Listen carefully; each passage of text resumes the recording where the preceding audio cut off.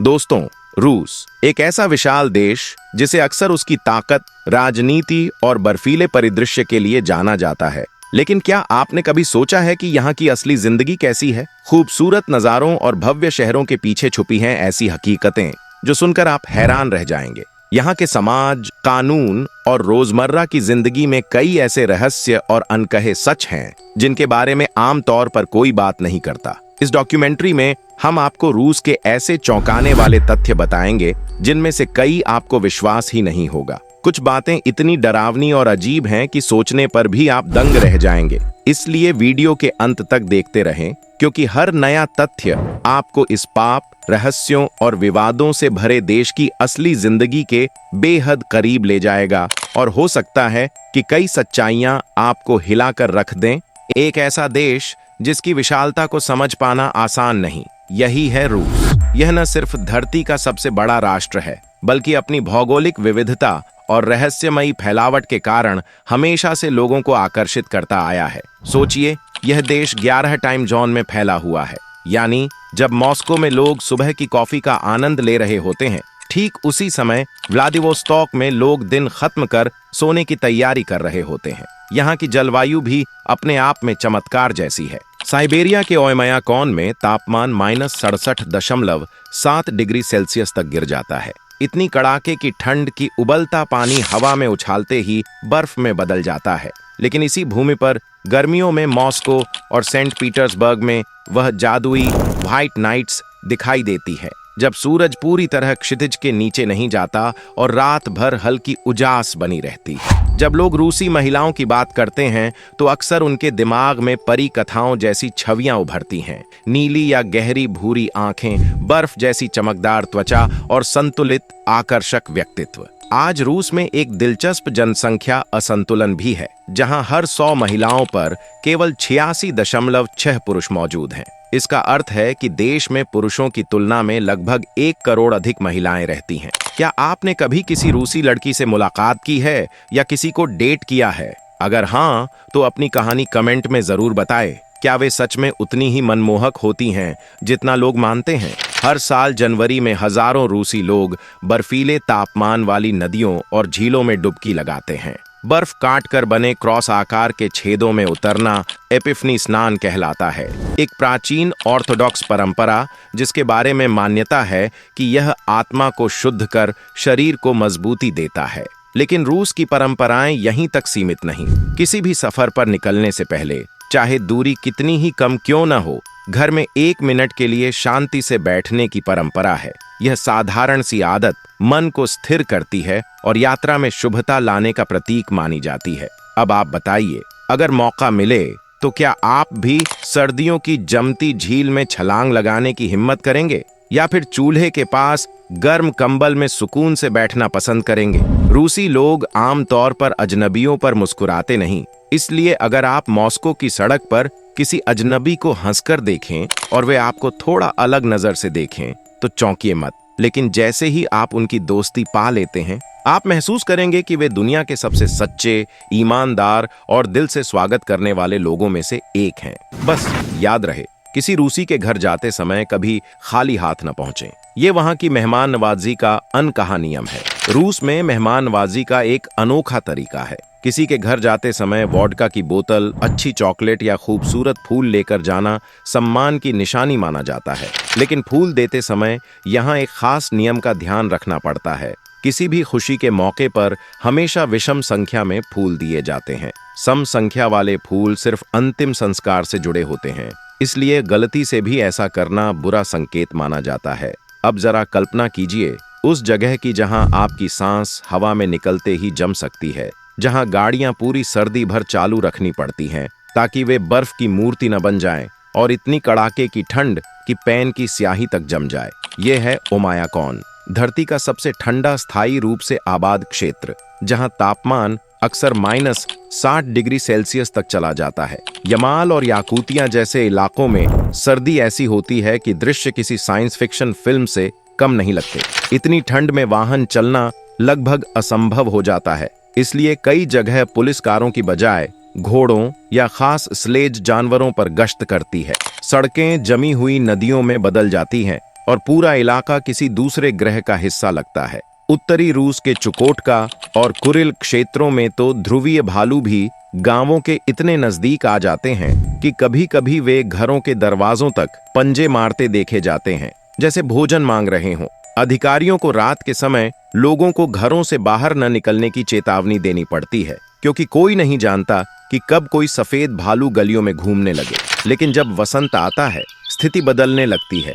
Even अगर तापमान अब भी 0 से नीचे हो, महीनों की अंधेरी जमाने वाली सर्दियों के बाद स्थानीय लोग धूप देखने के लिए इतने उत्साहित होते हैं कि वे बर्फ पर ही बैठकर सूर्य की गर्मी का आनंद लेते हैं। -30 डिग्री सेल्सियस तापमान में भी रूसियों को खुले में आइसक्रीम खाते देखना आम बात है। मॉस्को और सेंट पीटर्सबर्ग जैसे शहरों में तो आइसक्रीम के ठेले साल भर चलते हैं, चाहे मौसम जैसा भी हो। उसी कठोर जलवायु में चुकची लोग उत्तरी रूस के चुकोटका क्षेत्र में रहते हैं, जहां लगभग 9 महीने लगातार सर्दी रहती है। -50 डिग्री सेल्सियस तक गिरते तापमान में भी यह समुदाय अपने जीवट स्वभाव, अनोखी संस्कृति और कठोर परिस्थितियों में ढल जाने की क्षमता के लिए जाना जाता है। साल के अधिकतर समय बर्फ से ढके रहने के कारण कई जगहों पर लोगों का जीवन जंगलों पर निर्भर होता है और चुकची समुदाय के लिए बारहसिंघा उनके अस्तित्व की रीढ़ है। यहाँ की जमीन इतनी सख्त और जमी हुई रहती है कि परंपरागत दफन लगभग नामुमकिन हो जाता है। सदियों से कई समुदाय जमीन के ऊपर बने लकड़ी के मंचों या ऊंचे ढांचों पर ताबूत रखते आए हैं, ताकि मृतक का शरीर जमी हुई मिट्टी को न छुए। ये संरचनाएं अत्यधिक ठंड सहने के लिए बेहद सावधानी से बनाई जाती हैं और मृतकों के प्रति उनके सम्मान का प्रतीक मानी जाती है। उसी कठोर इलाके में रहने वाले कई अन्य समुदायों ने भी जमती धरती की समस्या से निपटने के अपने अपने तरीके अपनाए हैं। सर्दियों में जब जमीन पत्थर की तरह जम जाती है, वे मृतकों को अस्थायी रूप से गैरेज, तहखानों या विशेष ठंडे भंडार स्थानों में रखते हैं। जैसे ही गर्मी का मौसम आता है और जमीन थोड़ा नरम होती है, तभी दफन की प्रक्रिया पूरी की जाती है। कब्रिस्तान ऐसे क्षेत्रों में बनाए जाते हैं जहां परमाफ्रॉस्ट या तो बहुत कम हो या न हो, ताकि खुदाई आसान हो सके। इसी क्षेत्र में एस्किमो समुदाय भी रहता है। एस्किमो महिलाओं को उनके गेहूंए रंग, सहनशील स्वभाव और परिवार की रीढ़ माने जाने वाली जिम्मेदारी के लिए जाना जाता है। वहीं एस्किमो पुरुष अपनी पत्नियों को जीवन की सबसे खास और सम्मानित साथी मानते हैं। उनकी संस्कृति में एक पुरानी परंपरा थी। मेहमान का स्वागत करने के तौर पर पति अपने अतिथि को एक रात के लिए अपनी पत्नी के साथ रहने की अनुमति देता था। इसे अस्थायी पत्नी साझाकरण की परंपरा कहा जाता था और यह उनके सामाजिक ढांचे में गहराई से शामिल थी।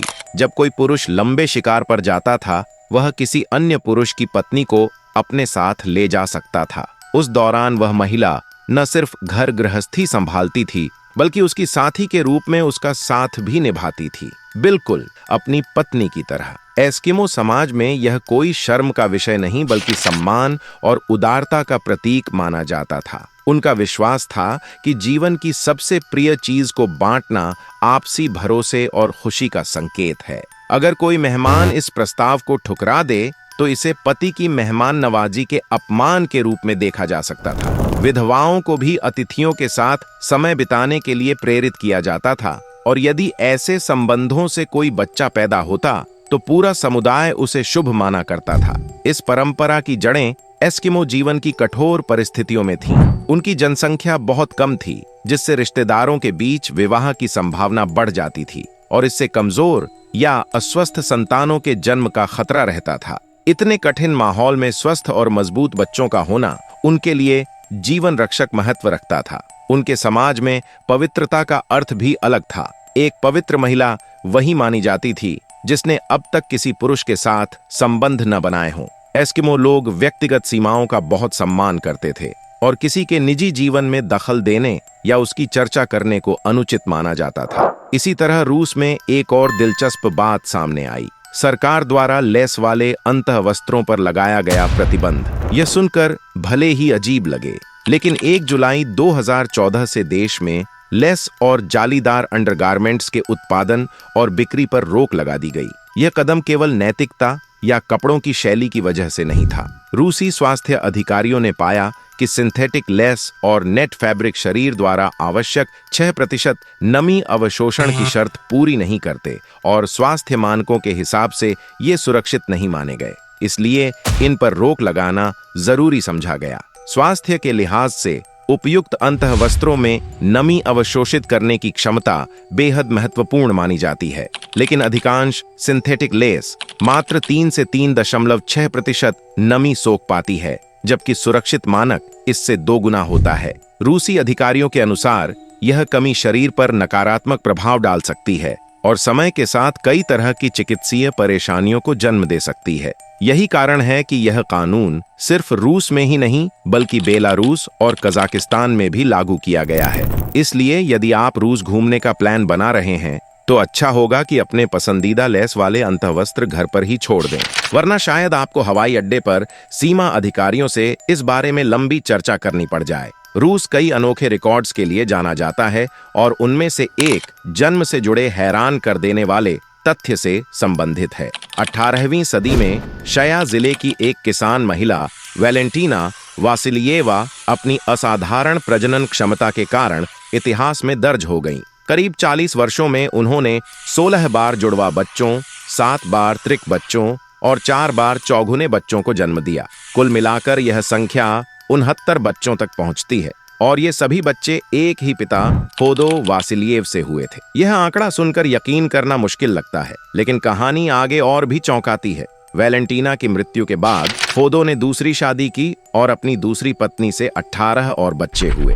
इन सब में से लगभग 82 बच्चे स्वस्थ होकर बड़े हुए, एक ऐसा आंकड़ा जिसके बारे में दुनिया भर में आज भी चर्चा होती है। अब रूस की सांस्कृतिक कहानी का एक और महत्वपूर्ण हिस्सा, सेंट पीटर्सबर्ग। यह शहर कला, विशेष रूप से बैले के लिए दुनिया भर में प्रसिद्ध है। इसे शास्त्रीय बैले का जन्म स्थान माना जाता है। इस कठिन कला को सीखने के लिए केवल लगन ही नहीं बल्कि आजीवन अनुशासन, धैर्य और अद्भुत मानसिक मजबूती की आवश्यकता होती है। बैले के मंच पर जो सुंदरता और कृपा दिखाई देती है, उसके पीछे दर्द, सहनशीलता और अनगिनत त्याग छिपे रहते हैं। बैले नर्तक विशेष कठोर जूतों का उपयोग करते हैं जो उन्हें शरीर का पूरा भार सिर्फ पैरों की उंगलियों पर टिकाकर प्रदर्शन करने के लिए मजबूर करते हैं। लगातार दबाव के कारण नाखून मोटे हो जाते हैं, त्वचा कठोर पड़ जाती है और कई बार उंगलियों पर गहरे घाव हो जाते हैं। उनके तंग परिधान हर छोटे से छोटे आंदोलन को उभार देते हैं, जिससे थकान और असुविधा महसूस होना आम बात है। इन संघर्षों को समझने पर ही हमें इन अद्भुत कलाकारों की मेहनत और उनके समर्पण की सही कीमत का अंदाजा होता है। और अब बात रूस के आधुनिक इतिहास की, व्लादिमीर पुतिन की। सत्ता तक उनका सफर किसी जासूसी थ्रिलर से कम नहीं लगता। दुनिया के सबसे प्रभावशाली नेताओं में शामिल होने से पहले उनका जीवन संघर्षों, रहस्यों और अनोखे अनुभवों से भरा रहा। उनकी यात्रा उतनी ही रोमांचक है जितनी प्रेरणादायक, और यही कारण है कि उनका व्यक्तित्व आज भी वैश्विक राजनीति में एक रहस्य और आकर्षण का केंद्र बना हुआ है। व्लादिमीर पुतिन ने अपने करियर की शुरुआत रूस की खुफिया एजेंसी केजीबी से की थी, एक संगठन जिसे अक्सर अमेरिका की CIA के समकक्ष माना जाता है। वर्ष 1975 में एजेंसी में भर्ती होने के बाद शुरुआती दिनों में उन्हें लेनिनग्राद, आज का सेंट पीटर्सबर्ग में तैनात किया गया। 1985 में उन्हें एक विशेष मिशन के तहत पूर्वी जर्मनी के ड्रेसडेन भेजा गया, जहां वे एक कूटनीतिक पहचान के साथ रहकर गुप्त अभियानों को अंजाम देते थे। आधिकारिक रूप से उन्हें अनुवादक बताया गया था, लेकिन वास्तविकता में उनकी भूमिका उससे कहीं अधिक गहन और रणनीतिक थी। ड्रेसडेन में रहते हुए उन्होंने इतिहास का एक निर्णायक पल, बर्लिन दीवार का ढहना और पूर्वी जर्मनी की साम्यवादी सत्ता का अंत अपनी आंखों के सामने देखा। 1991 में जैसे ही सोवियत संघ टूटकर बिखर गया, वे रूस लौट आए और औपचारिक रूप से केजीबी से अलग होकर राजनीतिक मार्ग की ओर मुड़ गए। सेंट पीटर्सबर्ग में उन्होंने प्रशासनिक पदों पर काम किया और अपनी दक्षता व कठोर अनुशासन के कारण एक भरोसेमंद प्रशासक के रूप में पहचाने जाने लगे। उनका राजनीतिक उदय 1999 में अपने चरम पर पहुंचा, जब तत्कालीन राष्ट्रपति बोरिस येल्त्सिन ने उन्हें देश का प्रधानमंत्री नियुक्त किया। कुछ ही महीनों में वे राष्ट्रपति चुनाव जीतकर रूस के सर्वोच्च पद पर पहुंच गए और तब से आज तक उनकी पकड़ सत्ता पर कायम है। अब बात करें रूस की राजधानी मॉस्को की, एक ऐसा शहर जहां अतीत और भविष्य एक ही सड़क पर साथ साथ चलते दिखाई देते हैं। यहाँ सदियों पुराना ऑर्थोडॉक्स गिरजाघर चमकते हुए आधुनिक टावरों के ठीक सामने खड़ा नजर आता है। शहर की रफ्तार कभी धीमी नहीं होती। मॉस्को के लोग हमेशा किसी न किसी दिशा में व्यस्त नजर आते हैं, चाहे वह महंगी घड़ियां पहने व्यवसायी हों जो कांच की ऊंची इमारतों में बैठकों की ओर दौड़ रहे हों, या हाथ में कॉफी लिए छात्र जो मेट्रो पकड़ने के लिए तेजी से कदम बढ़ा रहे हों। दिन ढलते ही मॉस्को का चरित्र पूरी तरह बदल जाता है। हलचल भरी ऊर्जा की जगह रात का शांत और सुरुचिपूर्ण माहौल शहर में फैल जाता है। आरामदायक कैफे जगमगा उठते हैं, जहां लोग गर्म चाय, सुगंधित पेय और कभी-कभी वोडका के साथ लंबी चर्चाओं में डूब जाते हैं। शहर के शानदार थिएटरों में प्रस्तुत होने वाले कार्यक्रम किसी भी वैश्विक सांस्कृतिक आयोजन को पीछे छोड़ सकते हैं। मॉस्को की मेट्रो का जिक्र किए बिना ये कहानी अधूरी होगी। इसे सिर्फ एक सार्वजनिक परिवहन प्रणाली कहना इसके सौंदर्य का अपमान होगा। हर स्टेशन एक भूगर्भीय कला दीर्घा की तरह दिखाई देता है, जहां भित्ति चित्र, क्रिस्टल झूमर, संगमरमर के स्तंभ और महीन नक्काशीदार मूर्तियां एक शाही एहसास पैदा करती हैं। कोमसोमोल्स्काया स्टेशन किसी भव्य नृत्य कक्ष जैसा लगता है, जबकि मायाकोव्स्काया स्टेशन अपने स्टेनलेस स्टील के मेहराबों और चमकदार मोजेक छतों के कारण किसी विज्ञान कथा फिल्म के सेट जैसा प्रतीत होता है। सर्दियों की तीखी ठंड जब हड्डियों में उतरने लगती है, तब भी मॉस्को के लोग अपने घरों में कैद नहीं होते, बल्कि वे बर्फीले मौसम का खुले दिल से स्वागत करते हैं।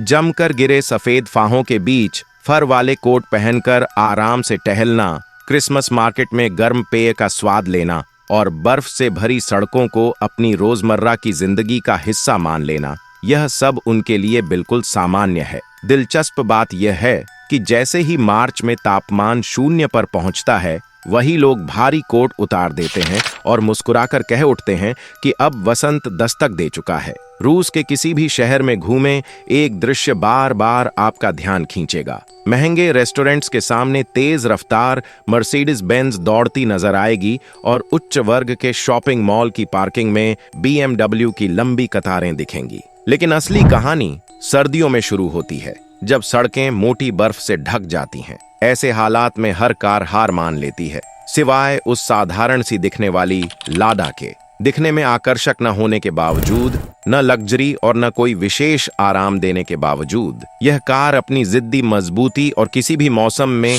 बिना शिकायत चल पड़ने वाली क्षमता की वजह से रूसी दिलों में खास जगह रखती है। जब जर्मन कारें बर्फ में ढंसकर बेबस रह जाती हैं या ठंड में उनका इंजन जवाब दे देता है, तब लादा सिर्फ एक चाबी घुमाने भर से जीवन में लौट आती है। इसकी कीमत भी हैरान करने वाली, करीब $2000, जो समान श्रेणी की मर्सिडीज या BMW से 7 से 10 गुना कम है।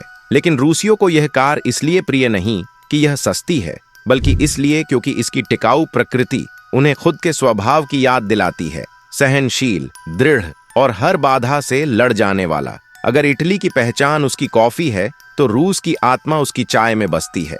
यहाँ चाय केवल एक गर्म पेय नहीं, बल्कि एक गहरी परंपरा है जो परिवारों को जोड़ती है, दोस्ती में मिठास भरती है और 8 महीने तक चलने वाली कठोर सर्दियों में मन को सुकून देती है। रूसी चाय संस्कृति का केंद्र है समोवर, एक खूबसूरती से बनी धातु की केतली, जो सिर्फ चाय बनाने का बर्तन नहीं, बल्कि मेल मुलाकात और जुड़ाव का प्रतीक है। परिवार और दोस्त इसके चारों ओर बैठते हैं, गर्म चाय के प्याले भरते हैं और अपने दिन की कहानियां एक दूसरे के साथ साझा करते हैं। यहाँ चाय पीने का अंदाज भी थोड़ा हटकर है। चीनी सीधे चाय में नहीं डाली जाती, बल्कि लोग चीनी का टुकड़ा या शहद मुंह में रखते हैं और फिर गर्म चाय की चुस्की लेते हैं, जिससे हर घूंट में मिठास और गर्माहट दोनों घुल जाती है। रूस में चाय का स्वाद धीरे धीरे मुंह में घुलता जाता है और हर घूंट पिछली चुस्की से थोड़ा अलग महसूस होता है, जो इसे पीने का आनंद और गहरा कर देता है। चाय के साथ अक्सर फलों का मुरब्बा, बारका कुकीज और काला ब्रेड परोसा जाता है, जिससे यह परंपरा और भी खास बन जाती है। रूसी समाज में किसी मेहमान को चाय का आग्रह करना सिर्फ औपचारिकता नहीं माना जाता, बल्कि यह उनकी मेहमान नवाजी और सम्मान का प्रतीक है। कोई मेहमान घर से तब तक नहीं उठता जब तक उसे कम से कम 1 कप चाय न पेश की जाए, और इस आमंत्रण को ठुकराना शिष्टाचार के खिलाफ माना जाता है। यहाँ चाय की महफिल कई घंटों तक चलती है, बातों का सिलसिला थमता नहीं और केतली बार बार गर्म होती रहती है। अगर किसी चीज को रूस की आत्मा कहा जाए तो वह निस्संदेह वोडका होगी। ये मात्र एक शराब नहीं, बल्कि देश के इतिहास, भावनाओं और सामाजिक संबंधों से गहराई से जुड़ा हिस्सा है। रूसी संस्कृति में वोडका दोस्ती, सामूहिकता और अनगिनत कहानियों का प्रतीक मानी जाती है। पारंपरिक रूसी वोडका लगभग 40% अल्कोहल युक्त होती है और गेहूं, राई या आलू से तैयार की जाती है। इसकी पारदर्शी बनावट और शुद्धता ही इसे विश्व की बेहतरीन श्रेणी में रखती है। रूस में इसे धीरे धीरे घूंट घूंट पीने का चलन नहीं, बल्कि एक ही बार में पूरा गिलास पीना उचित माना जाता है। पीने के तुरंत बाद गिलास को मेज पर रखना असभ्यता समझी जाती है, इसलिए कुछ क्षण तक उसे हाथ में पकड़े रखना सम्मान का संकेत है। लेकिन यहाँ हर जाम का एक अर्थ होता है। बेमतलब पीना गलत माना जाता है। सबसे आम टोस्ट है जजस दोविये, जिसका मतलब है स्वास्थ्य और दोस्ती के नाम। इसलिए यदि कभी आपको रूस में वोडका साझा करने का निमंत्रण मिले तो समझ लीजिए कि वह क्षण सिर्फ शराब से जुड़ा नहीं, बल्कि किसी दिल्ली भावना का हिस्सा है। अब अगर आप दाढ़ी रखते हैं और इस विशाल देश में रहने का विचार कर रहे हैं तो आपको एक अनोखे और ऐतिहासिक नियम के बारे में जानना चाहिए। रूस में कभी दाढ़ी पर कर लगाया जाता था। यह असामान्य कर सम्राट पीटर द ग्रेट ने लागू किया था। यूरोप की यात्रा के दौरान उन्होंने देखा कि वहां के सभ्य समाज में शायद ही कोई लंबे बालों के साथ दाढ़ी रखता हो। अपने देश के लोगों को भी आधुनिक यूरोपीय शैली जैसा दिखाने की इच्छा से उन्होंने दाढ़ी रखने पर टैक्स लगा दिया, ताकि लोग चेहरे पर बाल बढ़ाने से बचें। आप सोच सकते हैं कि यह कानून सदियों पहले खत्म हो गया होगा, लेकिन हैरानी की बात यह है कि इसका असर लगभग 400 वर्षों बाद भी पूरी तरह मिटा नहीं है। पुराने समय में पुरुषों से उनकी दाढ़ी की लंबाई के आधार पर कर वसूला जाता था। जितनी लंबी दाढ़ी उतना भारी कर। पुराने समय में रूस में दाढ़ी पर लगने वाला कर इतना कठोर था कि चेहरे पर हल्की सी बढ़ी दाढ़ी भी आपको भुगतान के दायरे में ले आती थी। हालांकि अब यह नियम सिर्फ इतिहास के पन्नों में दर्ज है, न कोई विभाग इसे वसूलता है और न ही न मानने पर किसी तरह की सजा होती है। इसलिए अगर आप मनचाही लंबी, गूंथी जा सकने वाली दाढ़ी बढ़ाने का सपना रखते हैं तो बेफिक्र होकर उसे पूरा कर सकते हैं। दुनिया के कई हिस्सों में लोग ट्रैफिक से बचने के लिए हाईटेक रास्ते खोज रहे हैं, जैसे दुबई की उड़ने वाली टैक्सियां। लेकिन रूसियों ने इस समस्या का हल बिल्कुल अलग और साहसी तरीकों से निकाला है।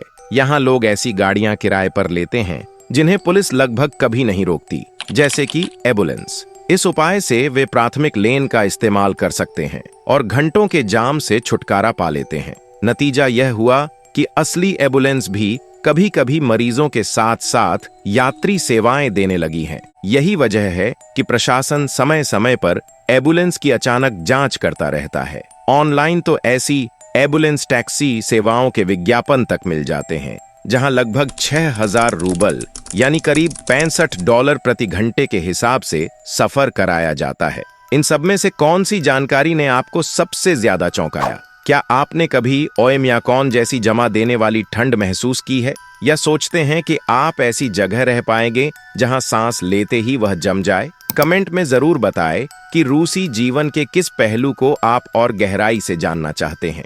अगर आपको ये वीडियो पसंद आया हो तो इसे लाइक जरूर करें, अपनी फैमिली और फ्रेंड्स के साथ शेयर करें ताकि उन्हें भी ऐसी ही इंटरेस्टिंग जानकारी मिलती रहे। और हाँ, चैनल को सब्सक्राइब करना बिल्कुल मत भूलिएगा ताकि हर नई वीडियो की नोटिफिकेशन आपको सबसे पहले मिले। मिलते हैं अगली वीडियो में, तब तक के लिए धन्यवाद।